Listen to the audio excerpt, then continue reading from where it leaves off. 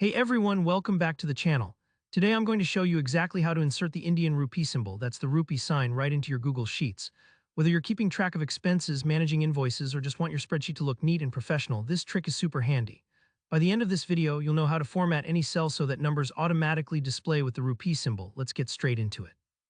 Alright, the very first thing you'll want to do is open up your Google Sheet and click on the cell where you want the rupee symbol to appear.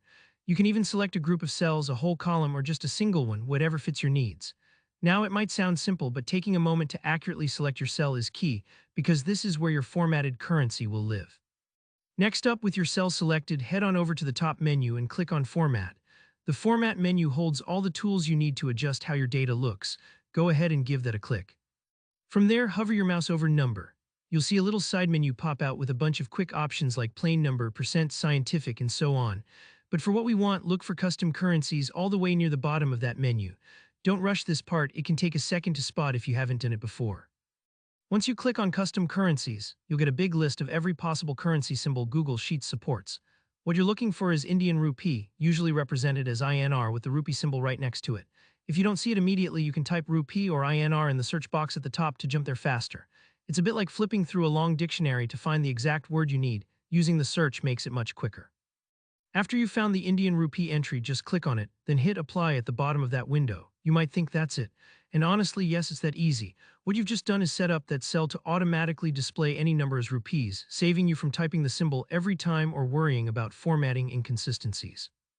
Now comes the fun part. Go back to the cell you formatted and type in an amount, say 5,000. Press enter and you'll instantly see the Indian rupee symbol, the rupee, appear right before your number. This visual cue isn't just aesthetic, it helps anyone reading your spreadsheet immediately understand you're dealing with Indian currency.